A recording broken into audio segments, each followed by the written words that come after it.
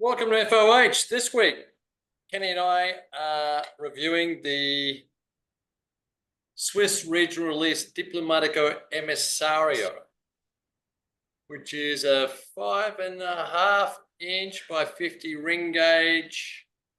What's that, 141 millimeters or so? I got a box gifted to me by Victor. Thank you, Victor. Victor's given. I hate the word gifted. That's a noun. Given. That's the word. I don't care what they say. Sorry.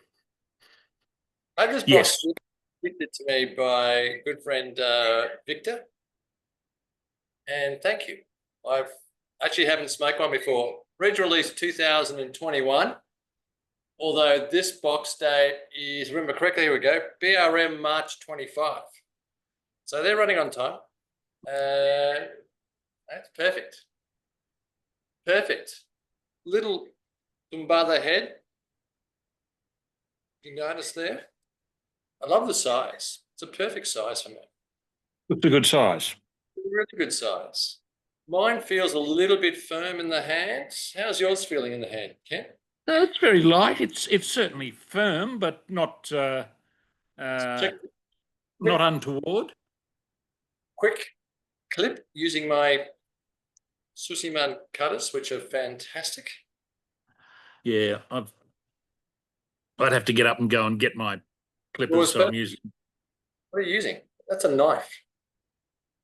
It's part of my Swiss Army cigar implement. Haven't got cigar scissors there that I can use or something? Like a cutter? I've got this thing. I've got that thing. I've got something else here. Scissors. They're tiny little. Oh, they won't come out. Hang on, that has to go in. Then they come out. Only they seem to have pretty much given up the ghost. Fear not. Here's the scissors. I'll get up and go and. Use the scissors on the knife, you fool. The scissors aren't working properly. They've lost their thingy. We'll be back with you. He's holding his back. It's pitiful, people. Pitiful. Take two. We're back. He's got his scissors. Well, I'm not sure they're scissors. That must be. It's not scissors. It's a guillotine cut. You've had that. That might have come out of that. From my deck. That's from my deck. No, it came out of the extremely expensive little steel box of uselessness I bought from you. Remember, there's supposed to be the silver waterproof thing that takes 10 cigars or whatever, plus this thing and a few other things. And a mate of mine from Sydney bought it, and he went home and immediately plunged it into a bucket of water to make sure it was waterproof, proving it wasn't. Yeah, I got stupid mates as well. So I got woken up at 5:30 the next morning with an abusive phone call because your box wasn't waterproof. Somehow I've got a feeling I had nothing to do with it. Somehow. Well, you didn't put it in water. Can we just get to the cigar? Can we just can you clip it? I have clipped it. What's the draw like? Quite easy. Good draw. Wrappers, non-distinct, Colorado wrapper, cold draw. Touch of sweetness with that cold draw. Yeah, this is probably almost a bit too easy to actually tell. Yeah, a bit ready, a little bit of hay there, like it's fairly young. Because even though it's a 25, I mean, they could have made these 4 years ago, who knows? But it doesn't taste like that. It tastes a little bit young to me. Anyway, let's light them up, Ken. Let's light them up. I got some wine questions for you today. So some of the boys put some questions forward for today's review. So I've got to work. What? Jesus. You got to contribute. No, I like to use the word contribute. Contribute. Yeah? Earn your paper. It's good. Yeah. All right. Nice aroma. Kenny, what's your thoughts on the long-term aging viability of Prosecco, Franciacorta, Cava, and Cremant? Is there any in those wines? Look, as far as I'm concerned, Prosecco, it's an interesting one because, of course, there is a dispute between Australia and Italy about the use of the word Prosecco, because they tried to do an end run around human decency and got caught out. But both theirs and ours, I don't really see much point in trying to age them. Cava. I don't really. You can age Cava. Cava you can do something. Yeah, I don't see much point in drinking Prosecco to start with. But Cava, there are some very good Cavas and some that will age, certainly, without question. The Altalangi, you didn't mention Altalangi, but it's a little area up in northern Italy that has just started to make, northeast Italy, I guess, that, when I say just started, over the last decade or two, is making sparklings, and they are making some absolutely stunning wines up there. And I reckon that's one of the areas that in time will emerge, and they will age without question. They're superb wines. We don't see a lot of them. You cut out. Cremant. Cremant? Look, Cremant's, pardon me, that's a sort of a style with a lower pressure. Some of those, Mum used to do a very good Cremant. It used to be called Cremant de Cremant or Cremant de Cremant. I can never remember the order, but then they made that illegal. You weren't allowed to use that, the Cremant name, which is one of the little areas in Champagne. So that got ruled out, and they've had to change the name. I'm not exactly sure what they changed it to, actually, but you can still get it. It's a lower pressure. I think from memory around about 3 atmospheres as opposed to the usual 5.5, 6. But they aged very nicely. So there's no reason. And good one. What's a Franciacorta? Italian. Again, that's it's certainly a step up on, several steps up on Prosecco. And if we have any of our friends who actually work in Italy in the Prosecco industry, obviously a grain of salt, etc. But yeah, I mean, look, there are a few good Proseccos, but yeah, Franciacorta I'd definitely be drinking before Prosecco, but then it probably costs you more as well. The Altalangi, love those as mentioned. Good Cava, and like everything, there's a big variation in Cava, and that's not trying to be disrespectful in any way, because a lot of the Cava is made in very large quantities for selling at low prices. So, fair enough. How did that open up for you? What was your first initial thoughts? The first initial thought is, why the hell am I being asked these questions? I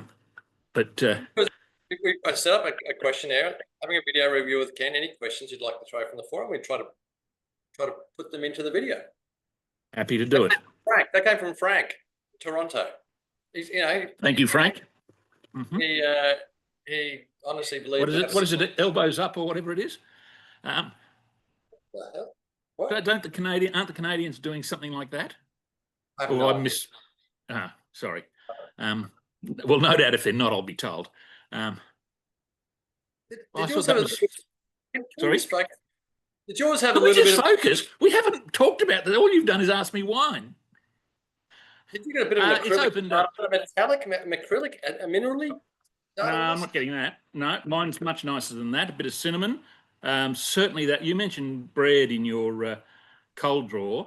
I didn't really see it there, but I'm certainly seeing it here. Nice fresh bread notes.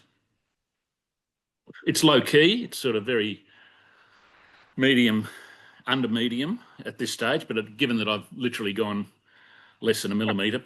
I always love that opening. I think a cigar needs to grab you a little bit, that opening, if it can. Well, it certainly helps if it does. Yeah. I mean, if you get an opening you're not happy with. And when you go, whoa, I'm away. I love that feeling. It doesn't often happen. Even if you don't get quite that, as long as you get a pleasant opening, not something that puts you off. Because if something puts you off to start with, you're just scrambling the whole cigar, hoping it does something, and so rarely does. That's settle in nicely. We'll be back with you at the end of the first third.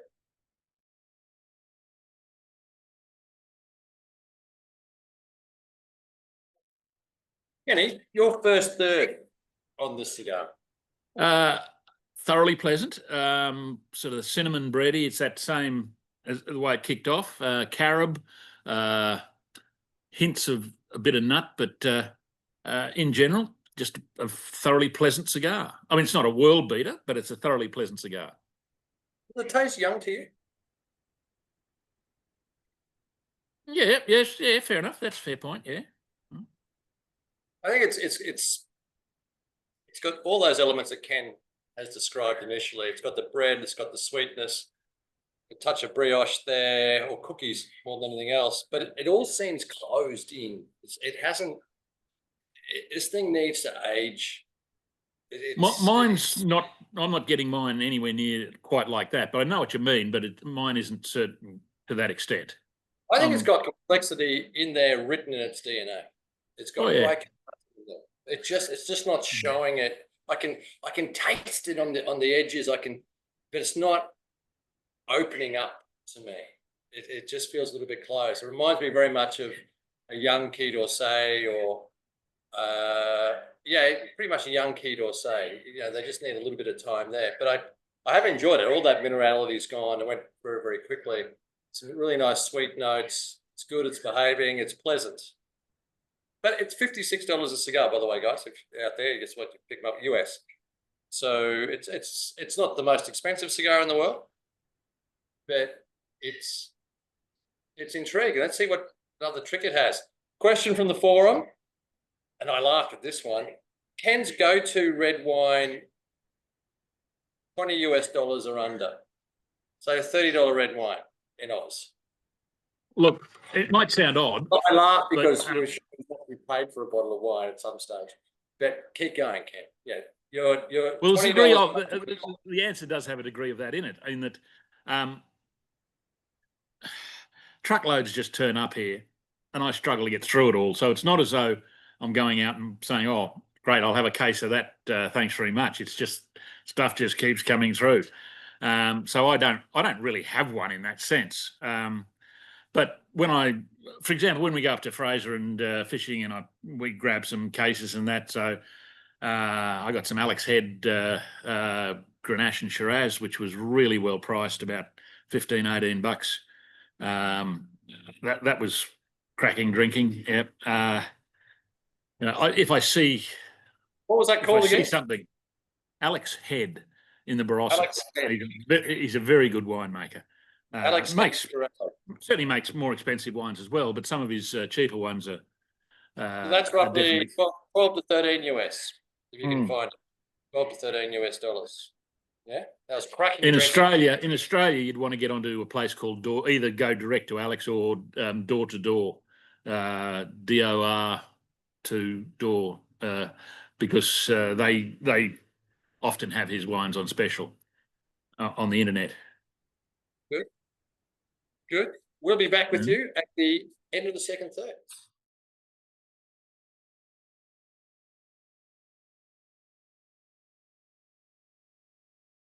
Second third, Kenny.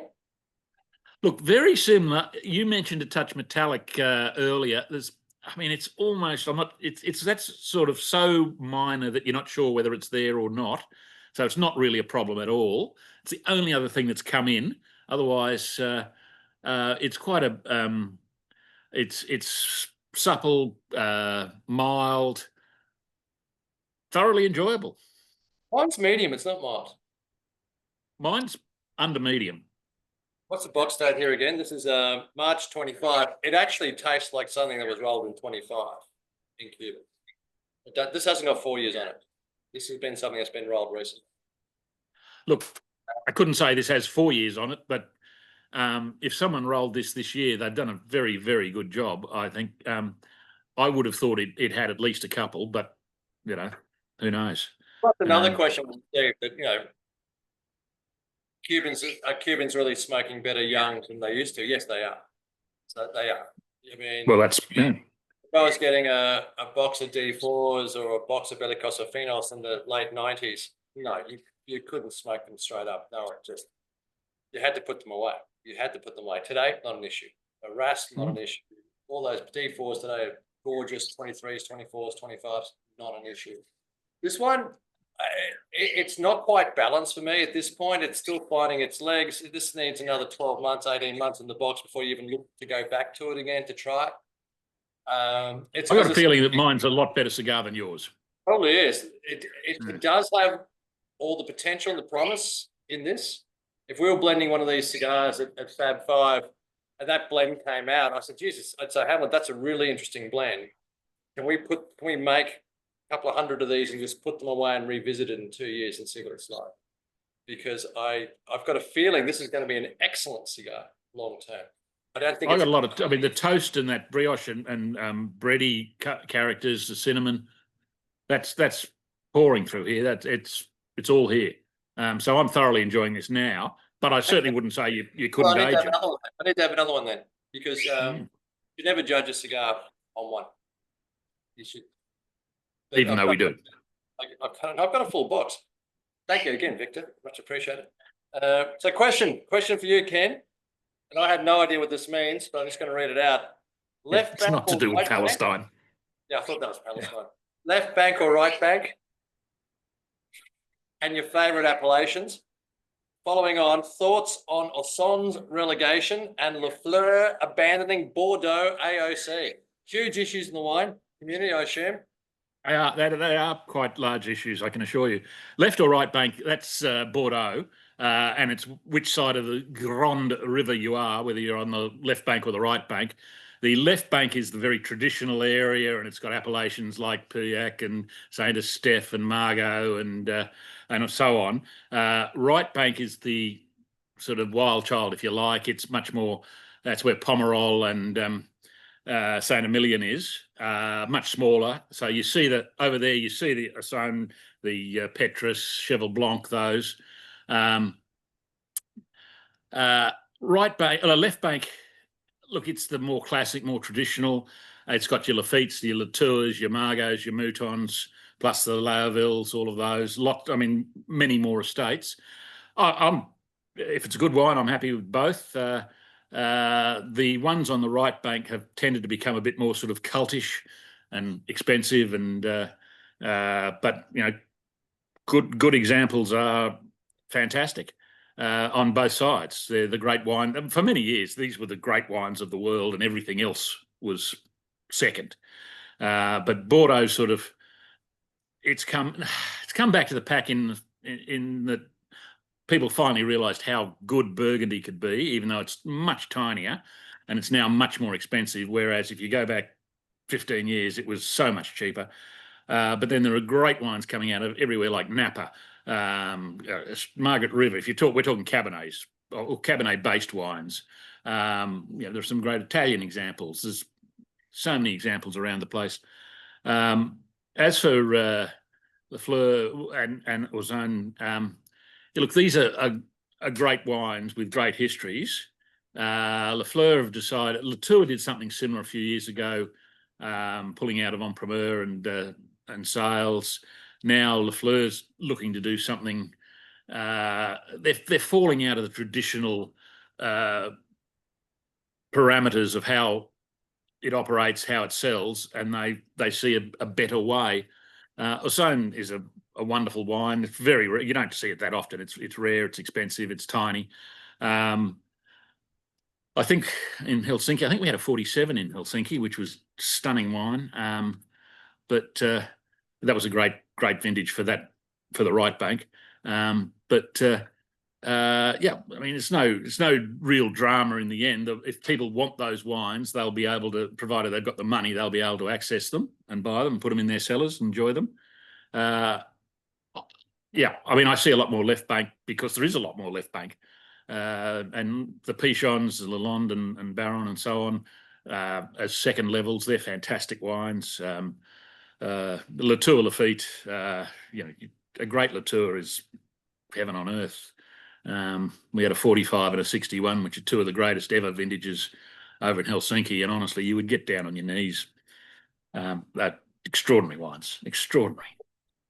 Never know that feeling. We'll be back with you at the end of the last third.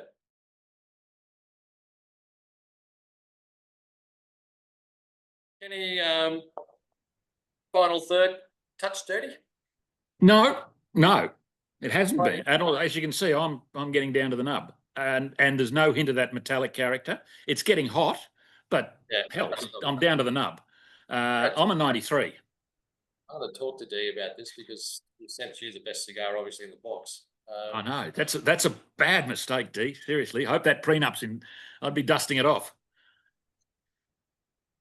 Solid 89 for me. I'm happy with the 93. I think it's got legs, guys. I think this could be an exceptional cigar long term, but there's just too many stages of this cigar where it dropped into uncomfortable areas. Just gravelly, dirty. They got back up to that and went back down to it. Just didn't know what it wanted to be long term. It's almost like it says, "Don't whack me up so young. Just put me away." I did not see a hint of dirtiness at all. Not at all. You get a 20-25 box of these. This is the sort of results you're going to get. You're going to get some which are exceptional and some which aren't. Well done, Dee. Welcome to Cuba. Last question, Ken, from the floor. Rank your top 5 Robustos in Cuba. Cuban Robustos. Top 5. Look, I mean, Caro Cohiba's obviously. Caro wins. I love the Partagas D4. Second. Yep. After that, it becomes.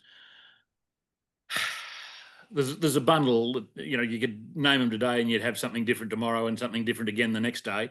They'd be my top 2, and then you got things like Ras and Oliver World Growers, Ras, Hoy the Monterey Epicure number 2s. Yeah. Well, they go at the moment.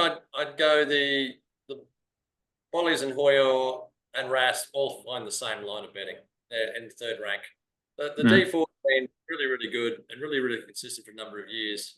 Hard to beat. Well, since I've been smoking, which is 25 years or whatever, D4 would be up there for me. And Coro just a class level above that. Edmundo's. Do we see Edmundo? I haven't seen an Edmundo for a long time. It's what? Not a Robusto. No. No. The Monte Cristo original ones. Not the potato. Guys, they've been on fire. They have been on absolute fire. I've not seen one of those for a long time. I mean, maybe it doesn't fit the category, but it's close enough for me. Shoehorn it in there. No, it's not a Robusto. Jesus Christ, why ask these questions? Robusto-ish.